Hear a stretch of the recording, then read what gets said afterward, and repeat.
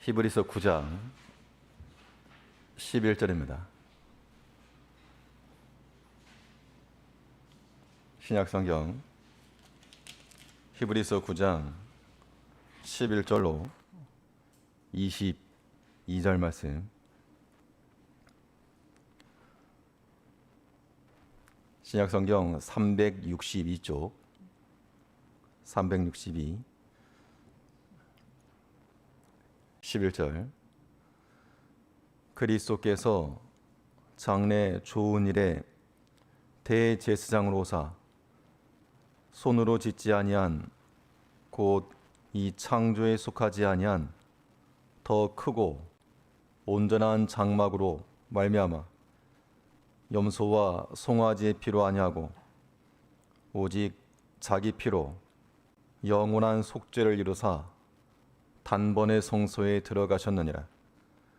염소와 황소의 피와 및 암송아지 죄로 부정한 자에게 뿌려 그 육체를 정결케 하여 거룩케 하거든 하물며 영원하신 성령으로 말미암아 흠 없는 자기를 하나님께 드린 그리스도의 피가 어찌 너희 양심으로 죽은 행실에서 깨끗하게 하고 살아계신 하나님을 섬기게 못하겠느냐.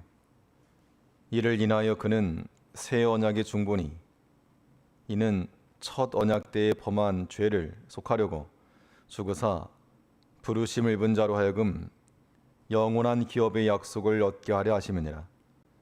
유언은 유언한 자가 죽어야 되나니 유언은 그 사람이 죽은 후에야 견고한즉 유언한 자가 살았을 때에는 언제든지 효력이 없느니라. 이러므로 첫 언약도 피 없이 세운 것이 아니니 모세가 율법대로 모든 계명을 온 백성에게 말한 후에 송아지와 염소의 피와 및 물과 붉은 양털과 우슬초를 취하여 그 책과 온 백성에게 뿌려 이르되 이는 하나님이 너희에게 명하신 언약의 피라 하고 또한 이와 같이 피로써 장막과 섬기는 일에 쓰는 모든 그릇에 뿌렸느니라. 율법을 조차 거의 모든 물건이 피로써 정결케 되나니 피 흘림이 없은즉 사함이 없느니라. 오늘 본 말씀을 통해서 구원의 점선이란 제목으로 하나님의 말씀 증거하겠습니다. 어린 아이들이 공부를 시작한다 할 때 처음부터 책을 펴놓고 보는 게 아니고 그림을 그리거나 숫자를 쓰거나 글자를 쓸 때 점선으로 된 것을 따라서 그리기도 합니다. 이제 달팽이 한 마리인데 어른들은 저를 보는 순간 저 달팽이 모양이구나 금방 알아도 인지 능력이 좀 떨어지게 되면 모를 겁니다. 그런데 그 점을 숫자대로 하나씩 연결하다 보면 전체의 그림의 형태가 나타나게 되는 겁니다. 이 유아들의 입장에서는 저 달팽이를 그려내기 위해서는 점선만 잘 따라가면 되는 겁니다. 우리가 이 구원을 이루는 것도 마찬가지인데 완성된 형태의 구원, 이 완성된 형태의 구원을 우리에게 이루기 위해서 우리 눈에 아직 실체가 안 보입니다. 그러나 우리 마찬가지로 이 구원의 점선을 잘 따라가다 보면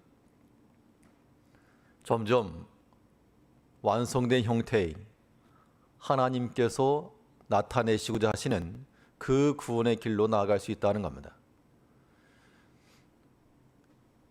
오늘 본문 히브리서 기자는 성도들을 향해서 너희가 매일같이 하루하루의 삶이 마치 한 땀 한 땀 지나는 그런 삶과 같아서 점점 구원을 향하여, 그 완성된 구원을 향하여 나아갈 것을 권면하고 있습니다. 그렇다면 이제 우리가 따라가야 될 이 구원의 점선은 무엇이겠는가? 우리는 무엇을 향하여서 한 땀 한 땀 우리의 삶을 살아가야 되겠는가?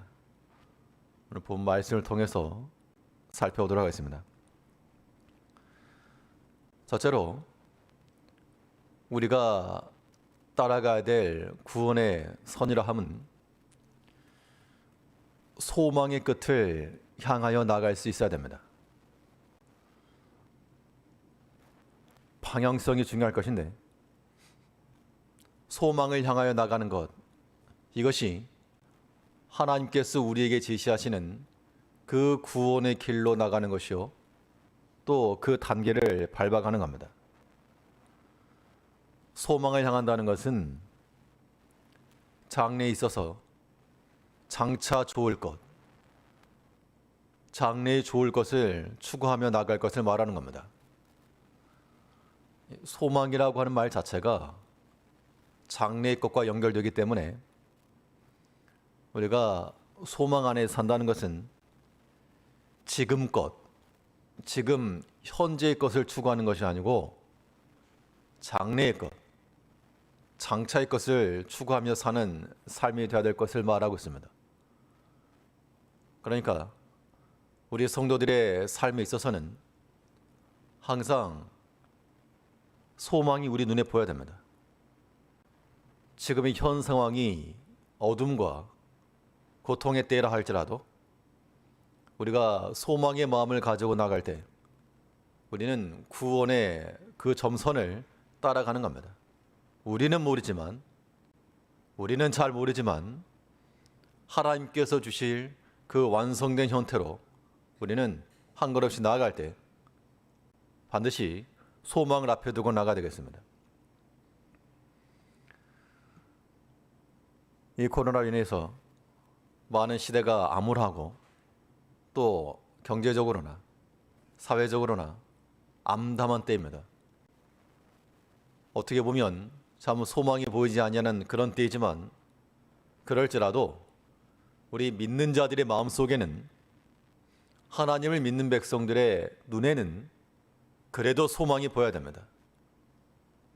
이것 자체가 우리에게 좋은 것은 아닐지라도 이것을 통하여서 하나님께서 더 좋은 것을 주실 수가 있고 우리가 생각지 아니했던 합력하여 선을 이루실 하나님을 기대하는 그 마음, 그것이 있을 때 우리가 이 구원의 길로 나아가는 겁니다. 그리스도는 우리에게 있어서 장래에 좋은 대제사장으로 오셨다라고 말씀을 하고 있습니다. 히브리 9장 11절에서 그리스도께서 장래 좋은 일에 대제사장으로 오사 손으로 짓지 아니한 곧 이 창조에 속하지 아니한 더 크고 온전한 장막으로 말미암아,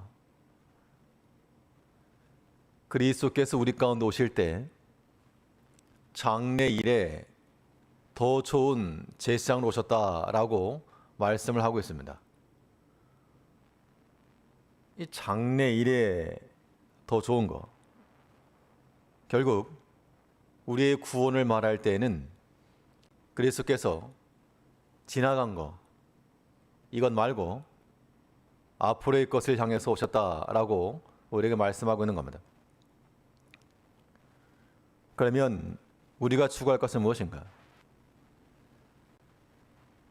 그리스도께서 장래 좋은 것을 위해서 우리에게 구원을 허락하셨다면 우리 마찬가지로 장래 좋은 것을 위해서 그것을 선택하며 살아가야 됩니다. 그리스도께서 십자가를 지신 것도 그 십자가가 고난이요 또한 고통이었지만 그 십자가 너머에 있는 즐거움 때문에 그것을 참았다라고 말씀하셨습니다. 믿지 않는 세계에서라도 더 좋은 것을 추구하기 위해서 현재를 수고하기도 하고 노력하기도 합니다. 예수님께서는 지금 현재 당하는 그 고난, 그거 싫다고 이 장래 좋은 것을 포기하신 것이 아니고 도리어 더 좋은 것을 위해서 오셨고 또 그 더 좋은 것을 위해서 현재 당하는 고난과 고통을 인내하셨다는 겁니다. 히브리 12장 2절에서는 믿음의 주요 또 온전케 하시는 이인 예수를 바라보자. 저는 그 앞에 있는 즐거움을 위하여 십자가를 참으사 부끄러움을 개의치 아니하시더니 하나님 보좌 우편에 앉으셨느니라.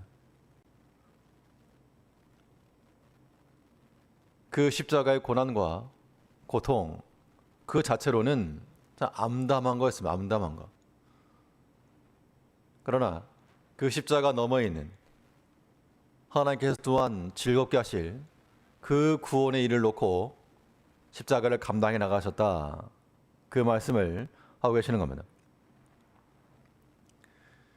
이제 우리가 이 소망 가운데 거하기 위해서는 우리 현재의 것에서부터 지금 당장의 것으로만 판단하지 말자는 겁니다.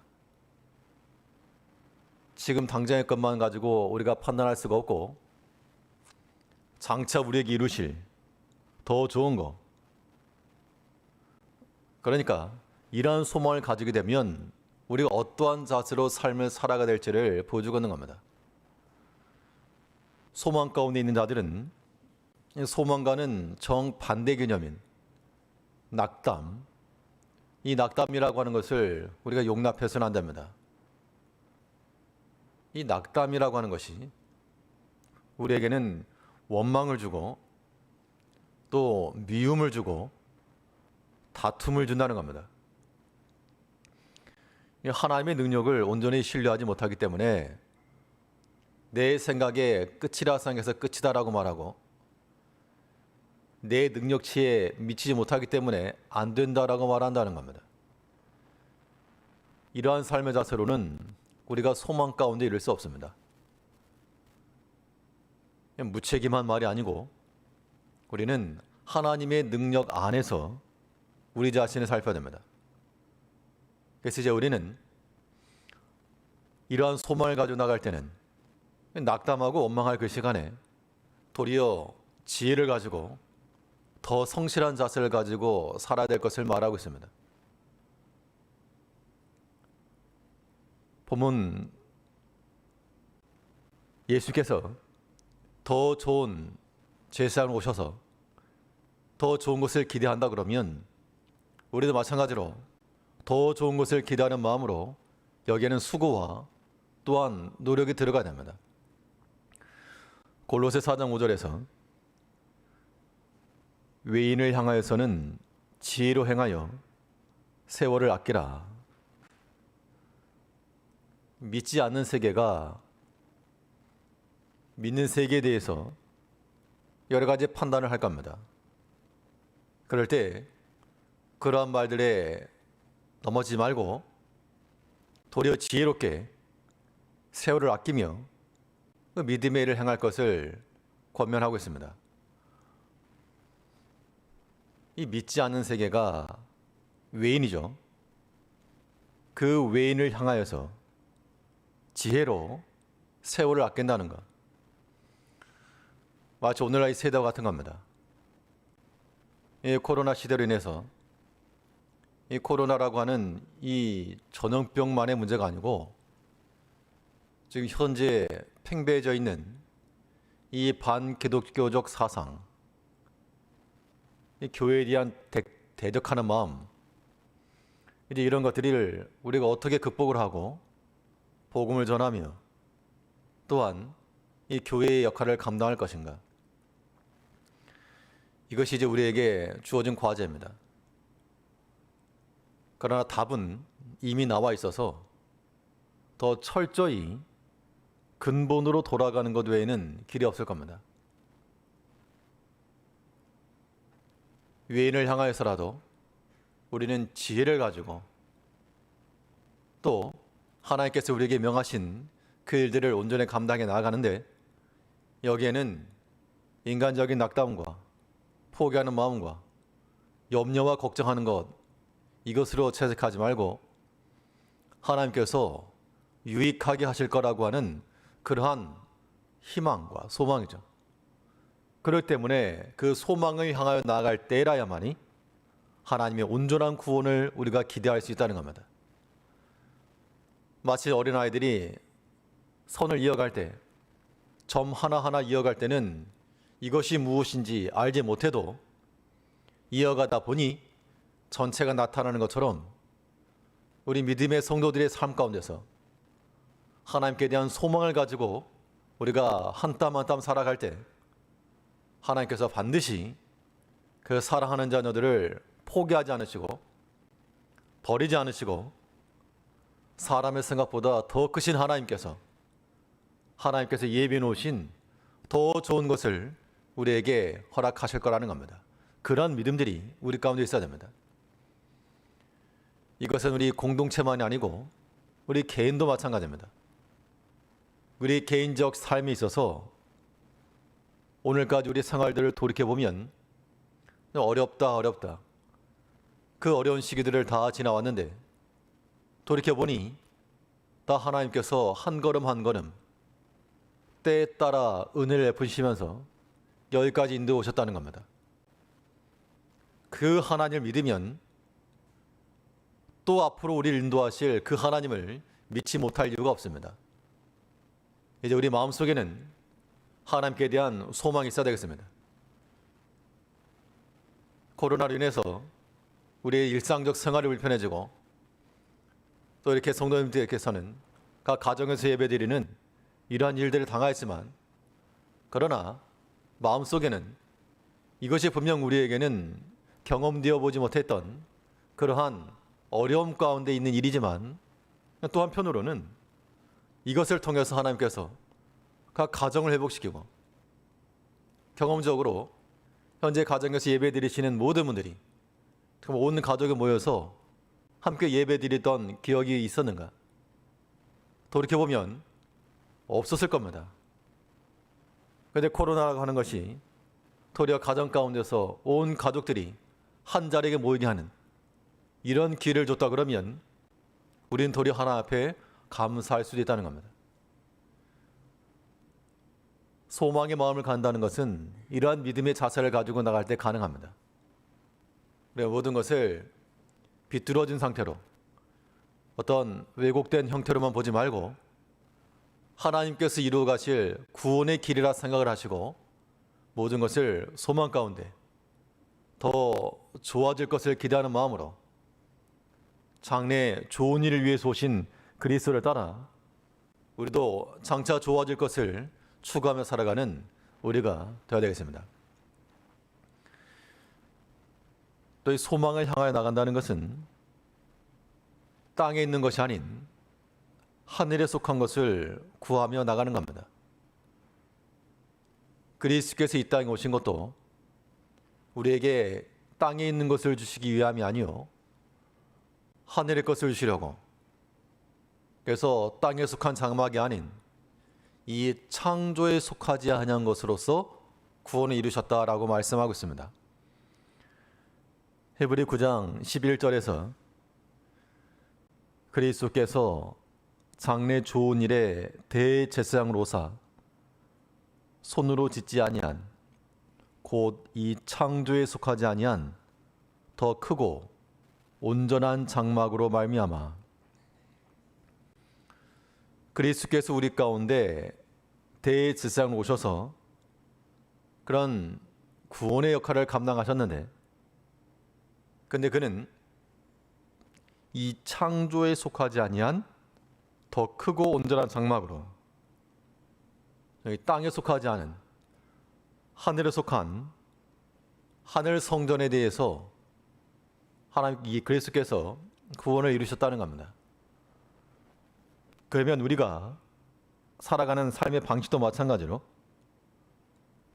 우리의 이 창조 속에서 살아가지만 이 땅에 속하지 아니한 하늘에 속한 것을 우리의 목적으로 삼고 우리가 신앙생활을 해 나가셔야 됩니다. 그래서 그리스도 예수와 함께 달리 살리심을 받은 백성들은 땅의 것을 추구하라 하지 아니하였고 위의 것을 찾아라, 하늘의 것을 찾아라, 우리에게 그렇게 명하신 겁니다. 골로새 3장 1절에서 그러므로 너희가 그리스도와 함께 다시 살리심을 받았으면 위의 것을 찾으라.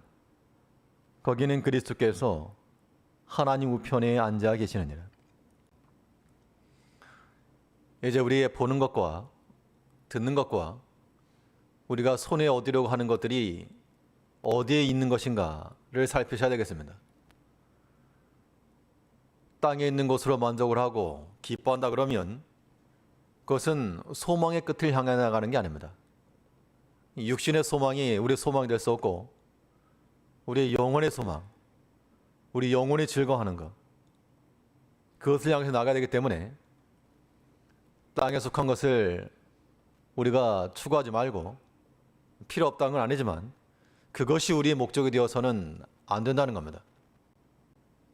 오직 이 창조에 속하지 아니한, 이 땅에 속하지 아니한 하늘에 속한 것으로서 우리의 목적을 삼고 하늘에 속한 것으로서 우리의 소망을 삼고 나가야 됩니다.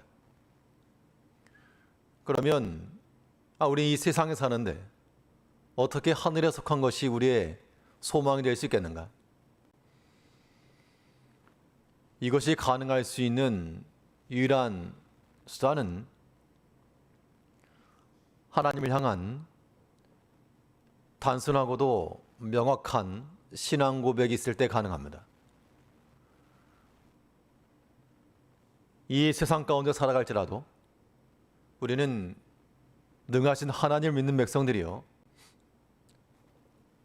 창조의 하나님을 믿는 백성들이며 우리를 구원하시고 하늘의 기업을 허락하실 하나님을 믿는 백성들입니다. 이러한 명확한 신앙 고백이 우리로 하여금 이 세상 가운데서 믿는 자로서 살아가게 하는 겁니다. 그것이 또한 우리에게 소망을 주는 겁니다. 소망이라고 하는 것이 내 소망 가져야 되겠다, 그렇게 소망 생기는 게 아닙니다. 하나님을 바라보는 순간, 그의 능력을 의지하는 그 순간, 하나님께서 우리 마음에 강하게 역사하시는 그 순간, 하나님 우리 가운데 임재하시는 그 순간에 그때의 소망이 생긴다는 겁니다. 우리 마음이 낙담과 염려와 불안과 근심 가운데 있다 그러면 그것은 소망을 향하지 못한 겁니다. 돌이켜서 우리의 소망이 되시는 그리스도께 나아가며 하나님께 우리의 마음을 기울여 그 소망의 끝을 향하여서 매일 하루하루의 삶을 살아가는 모든 제일교회 성도님들 되시길 바라겠습니다. 둘째로,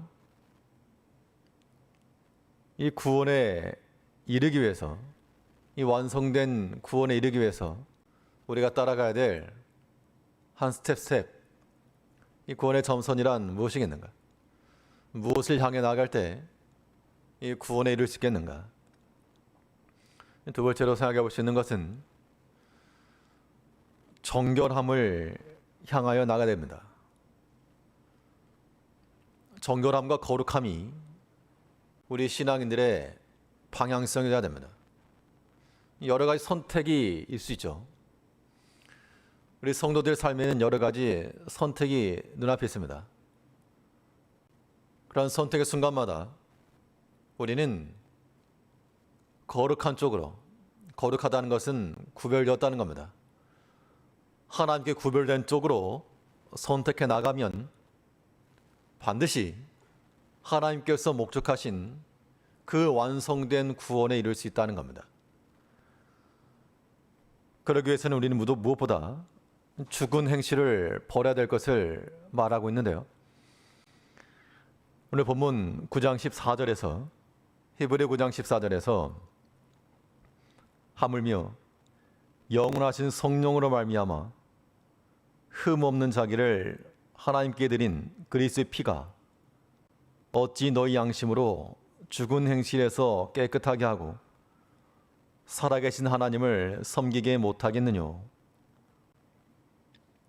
이 말은 첫 언약 때 제사장들이 염소와 황소와 이 양의 피를 가지고 뿌려서 죽은 행실을 깨끗하게 했다 그러면 그리스도께서 우리를 깨끗하게 못하시겠는가?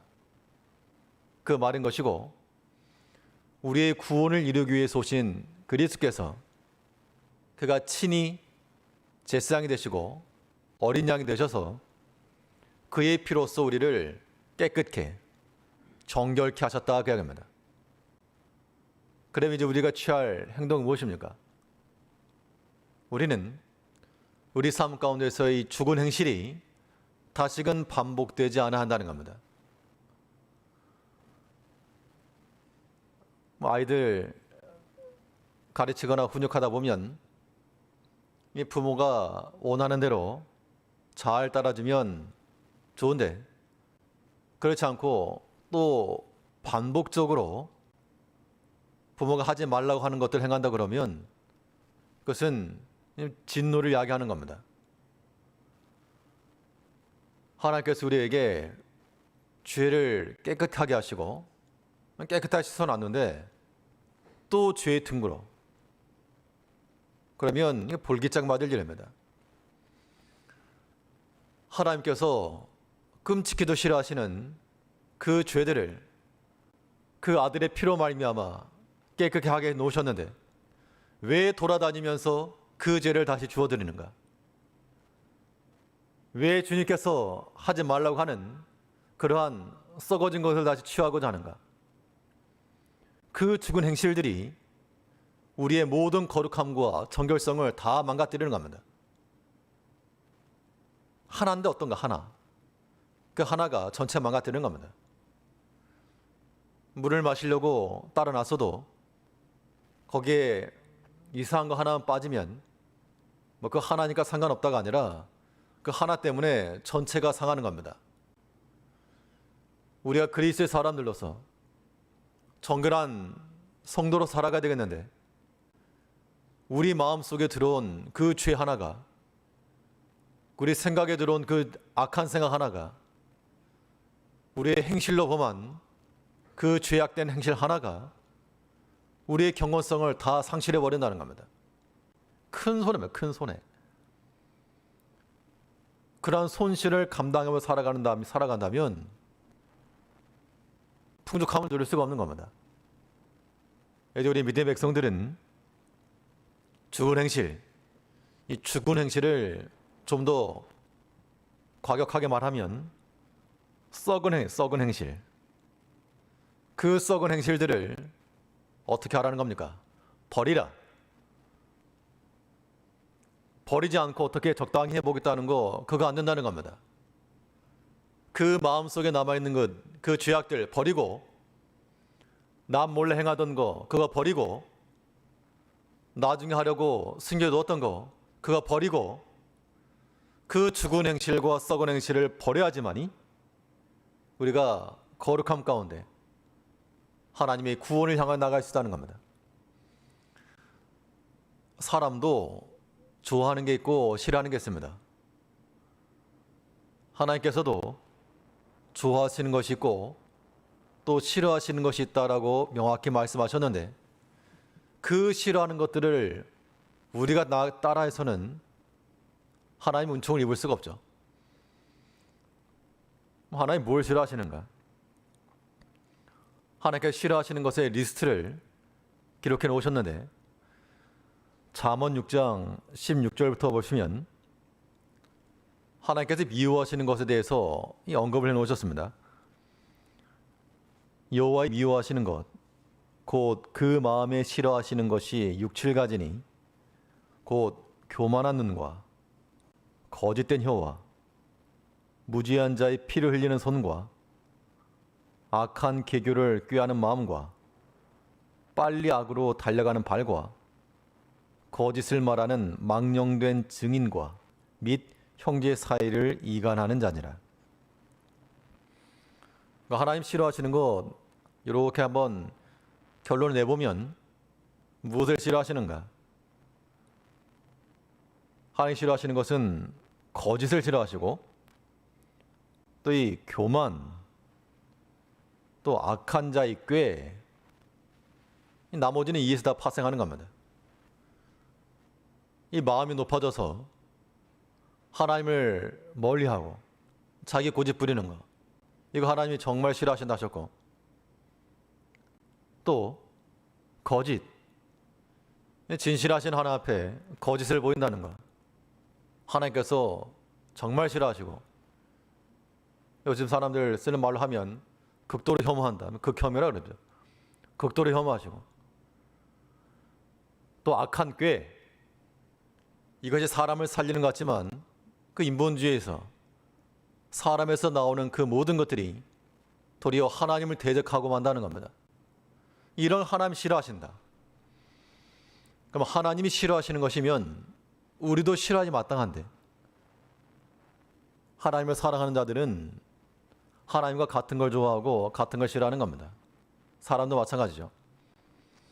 그런데 우리가 웬일인지 하나님이 싫어하시는 것을 마음에 두고 하나님이 원하시는 것은 멀리 한다 그러면 하나님 사랑하는 거 아니라는 겁니다. 입으로는 하나님 사랑을 말해도 그 행실의 증거가 실체인 겁니다. 이제 우리는 정결함을 향하여 나가되 죽은 행실을 버리고 썩어진 행실을 버리고 우리 마음이 언제나 거룩함과 청결함 가운데 나가 있도록 우리 마음을 잘 다스려 나가는 우리가 되어야 되겠습니다. 소극적으로는 죽은 행실을 버림과 함께 또 적극적으로는 선한 양심을 써야 됩니다. 이 구별됨과 정결함을 향해 나간다는 것, 단지 안 하는 것만 아니고 안 하는 것이 20%라면 행하는 것은 80이 되어야 됩니다. 오늘 본문 9장 14절에서 하물며 영원하신 성령으로 말미암아 흠 없는 자기를 하나님께 드린 그리스도의 피가 어찌 너희 양심으로 죽은 행실에서 깨끗하게 하고 살아계신 하나님을 섬기게 못하겠느냐. 그리스도의 피가 우리 양심으로서 깨끗하게 한다. 죽은 행실도 깨끗하게 하셨지만 또 근본적으로는 그 선한 양심, 우리 양심을 깨끗하게 하셨기 때문에 거기서부터 선한 행실이 나올 수 있다라고 하는 것을 말씀하고 있습니다. 중요한 것은 겉으로 드러나는 것만이 아니고 그 속에 있는 것. 사실 보이는 것보다 보이지 않는 곳이 더 중요할 수 있다는 겁니다. 겉으로 드러나는 것은 보이지 않는 것에서 결정되기 때문에 그렇죠. 그러므로 이제 우리는 무엇보다도 사람이 양심이 보이지 않죠. 사람이 양심이 보이지 않지만 그 양심이 우리는 믿음의 선한 양심이 되어야 되고 이것이 우리의 신앙 철학이 되어야 됩니다. 무엇이든지 이런 이 철학이라고 하는 건 중요한데, 철학 그러면 대단한 것처럼 보여도 그 마음의 확고한 사상과 신념이 무엇이냐 그 이야기입니다. 우리 마음 가운데 선한 신앙 양심을 가지고 나가게 되면 거기에서 죽은 행실이 아닌 산 행실이 나온다는 겁니다. 그래서 우리는 범사에 이 양심을 따라서 하나님을 섬기되 이 선한 양심이 우리 가운데서 항상 작용을 해야 됩니다. 기능하지 않는 고장난 양심 말고 역사하는 기능 되어야 됩니다. 그래서 바울은 말하기를 사도행전 24장 16절에서 이것을 인하여 나도 하나님과 사람을 대하여 항상 양심의 거리낌이 없기를 힘쓰노라. 그 양심이 살아있을 때는 하나님을 향하여서도 또한 사람을 향하여서도 작용한다는 겁니다. 이러한 선한 양심을 써야 됩니다. 그래서 우리 신앙 전통을 따라서 양심 똑바로 그런 교훈을 받았는데, 양심 똑바로라고 하는 말이 굉장히 중요한 의미입니다. 이거 누가 체크를 못하죠. 사람의 양심을 누가 체크를 못하기 때문에 그 양심을 바로 쓰는 것만이 우리 신앙생활이 정결과 구별됨과 진실함을 향해 나가는 겁니다.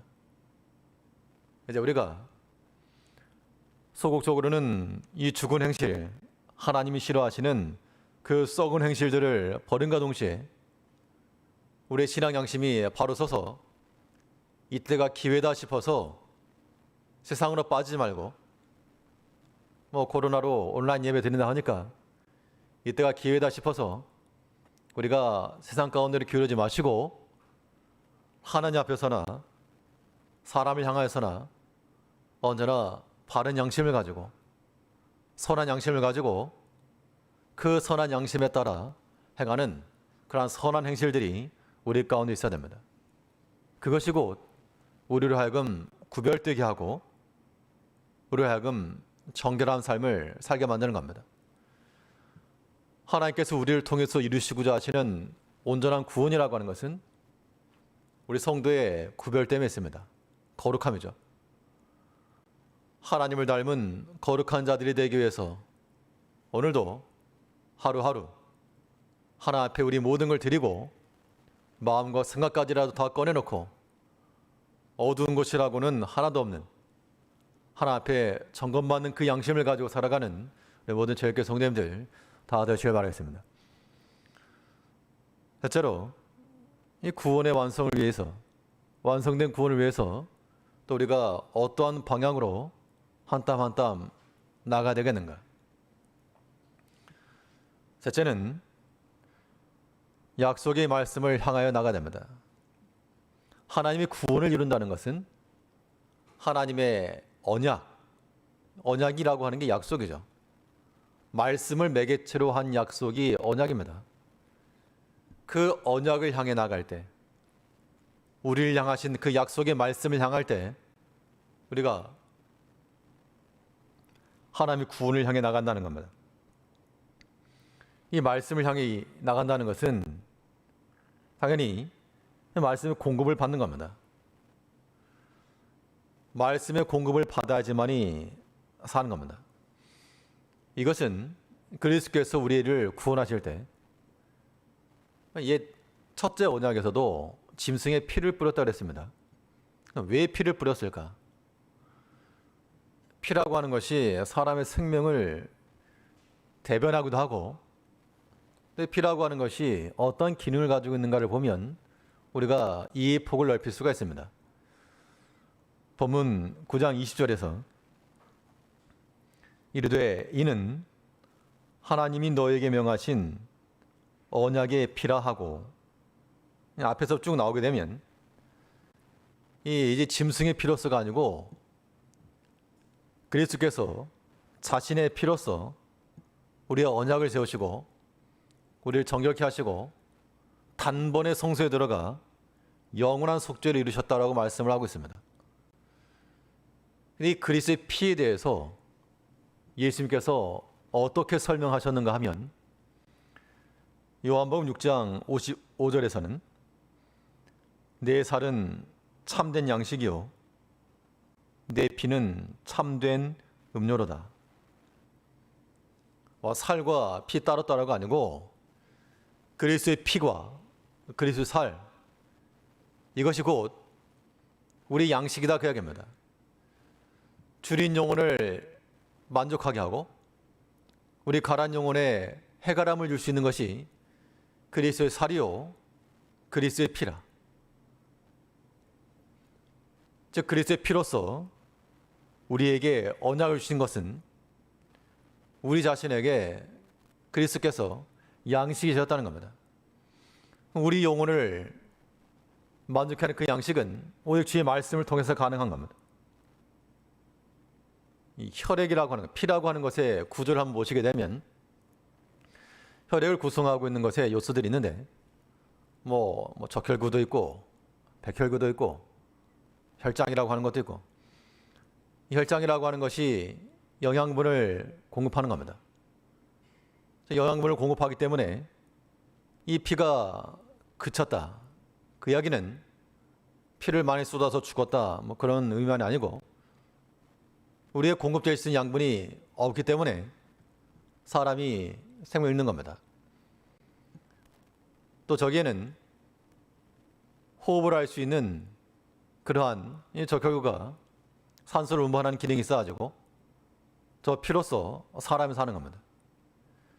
생물학적인 기능에서도 피라고 하는 것이 그러하고 이 그리스도의 피가 우리의 양식이 되고 우리의 음료가 되어 우리 영혼을 살린다는 겁니다.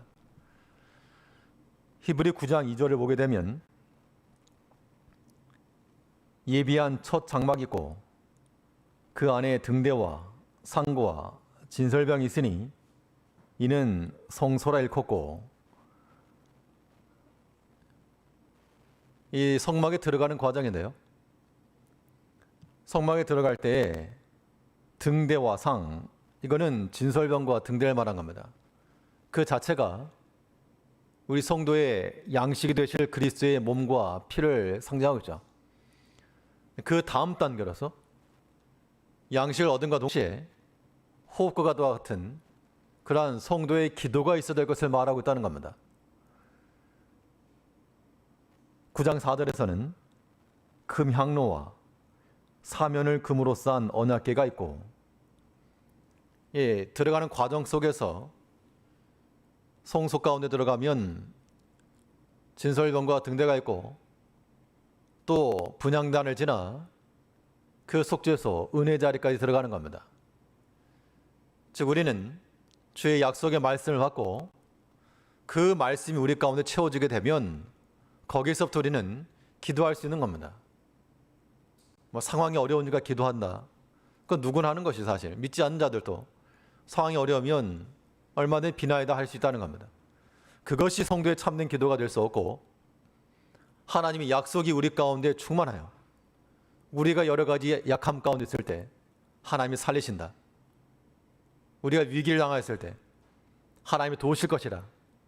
그 약속을 믿고 간구하는 것이 참된 기도라는 겁니다. 그리스도께서 자신의 피로써 우리에게 언약을 세우신 것은 그 피로 말미암아 우리의 생명의 양식을 삼고 또 그 피로 말미암아 산소가 공급되지 않으면 죽는 겁니다. 마치 성도의 호흡과도 같은 그런 기도가 우리의 혈의 피가 되고 그리스도의 그 피가 되고 우리 몸속을 흐르는 혈액이 되어야 됩니다. 그럴 때 우리가 이 구원을 향하여서 나갈 수 있다는 겁니다. 성경 말하기를 기도 외에는 될 수 없다. 말씀을 기본으로 한 기도에는 답이 없다. 그렇게 말씀하고 있습니다. 예수님께서도 제자들이 왜 우리는 이런 능력이 없었습니까? 라고 말할 때 내가 성경을 안 읽어서 그렇다. 그렇게 하지 않으셨고, 이미 다 알고 있는데 마음은 원이로되 이미 다 알고 있다는 겁니다. 그런데 너희 기도하지 않으므로 이런 능력이 나타나지 않았다. 그렇게 말씀하셨습니다. 마가복음 9장 29절에서 이르시되 기도 외에는 다른 곳으로는 이런 유가 나갈 수 없느니라 하시니라. 아무리 많은 걸 알고 있어도 기도 외에는 능력이 나타나지 않는다는 겁니다. 그러므로 믿음의 백성들은 하나 앞에 무릎 꿇기를 힘쓰셔야 되겠습니다. 세상은 우리로 하여금 많은 염려와 근심을 주어도 우리가 무엇보다도 이 세대가 어려질수록 이 기도의 끈을 놓치지 않아야 됩니다. 다니엘이 조서의 어인이 지킨 것을 알고도 그가 기도하는 자리에 들어갔다는 것은 그 기도라고 하는 것이 자기가 처한 그 위기의 때를 넘어설 수 있는 힘이라고 하는 걸 알았다는 겁니다. 이 코로나 시대에 약해지는 믿음과 또 팽배해져가는 이 반기독교적 사상 속에서 우리가 취할 수 있는 유일한 끈이 무엇입니까? 하나 앞에 엎드리는 것 외에 답이 없다는 겁니다. 이 세상 마지막에 갈수록 이러한 현상들은 더 할 것인데 그럴 때일수록 우리는 더욱 정신을 차리고 근신하여 기도해야 됩니다. 베드로전서 4장 7절에서 만물의 마지막이 가까웠으니 그러므로 너희는 정신을 차리고 근신하여 기도하라. 정신을 차리고 근신하여 기도하라. 하나님께서 우리에게 주시는 명령인 줄 알아서 이 때를 핑계 삼아 여유롭게 휴가라 생각하지 마시고 도리어 정신을 차리고 깨어서 기도하여 이 위기의 딸을 벗어나며 우리를 향해서 이루시고자 하시는 그 하나님의 구원을 우리가 한 땀 한 땀 이뤄갈 수 있는 그러한 백성들이 되어야 됩니다. 이 구원을 이루기 위해서 소망의 끝을 향할 것이며 정결함과 거룩함을 항상 추구하고 그리스도의 피로써 맺으신 그 언약을 항상 기억을 하여서 주의 말씀과 기도하는 그 일에 정신을 차리고 근신하여 이 일을 감당해 나가는 모든 주일교 성도님들 또 교회와 모든 복된 가정 되시기를 바라겠습니다. 기도하겠습니다. 우리를 변함없이 사랑하시고 오늘도 주 안에서 불러오신 아버지 하나님, 우리가 지금 큰 위기 때를 맞이하였을지라도 이것을 통하여 도리어 하나님께서 유익하게 하실 것을 믿고 더 감사하는 마음을 가지며 정신을 차리고 근신하여 주 앞에 엎드릴 줄 아는 주의 모든 성도들 다 될 수 있도록 은총을 내려 주시옵소서. 이 때를 일탈의 기회로 삼지 아니하게 하시고 도리어 하나님을 향한 간절함의 마음을 가지고 주를 찾을 수 있는 주의 모든 성도들 될 수 있도록 주께서 은총을 다하시고 이 코로나로 인하여서 주의 성도들 가정과 사업장 가운데 어려움 닥치지 아니하도록 주께서 보호하여 주시며 이 땅 가운데 은총을 베푸사 하나님께서 긍휼히 여겨주시고 다시금 하나님의 은혜가 충만한 이 땅이 될 수 있도록 은혜를 내려 주시옵소서. 우리 주 예수님 이름으로 기도하옵나이다. 아멘.